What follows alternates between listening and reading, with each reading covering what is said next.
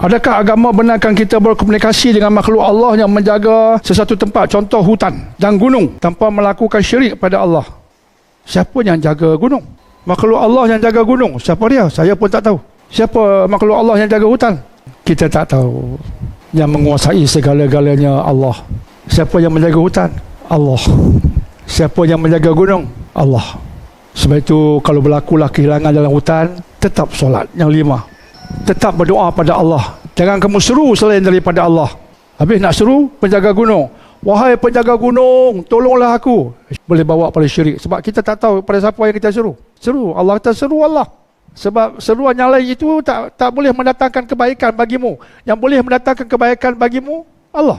Tapi kalau kita minta tolong pada orang yang kita tahu dia pakar bahagian gunung, itu bukan kita suruh begitu-begitu aja. Kita kenal dia, kita bertemu dengan dia. Tuan, tolong bawa saya. Itu lain. Itu kata hamka, itu bukan minta tolong. Itu muawanah. Dia ada beza isti'anah. Minta tolong pun only to you. Kata hamka only, tak ada lain dah.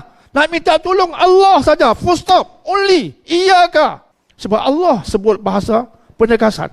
Tapi orang kata, tapi kita minta tolong kat doktor.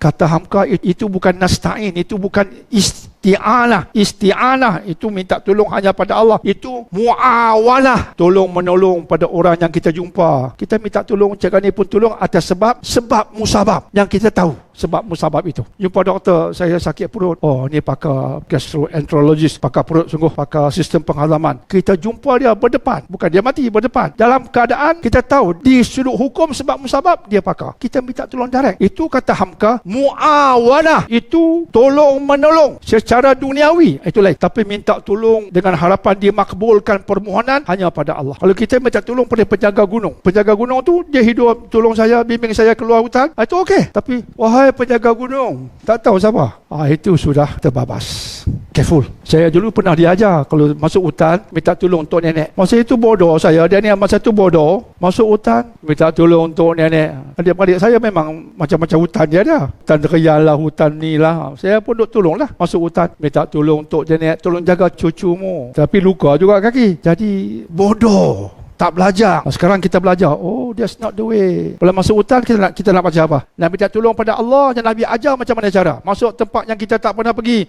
Masuk hutan sebagai contoh. Berhenti sekejap, baca apa? A'udzu bikalimatillahi tammati min syarri ma khalaq. Aku berlindung dengan Allah dari segala kemudaratan. Nabi ajar begitu. Okey? InsyaAllah.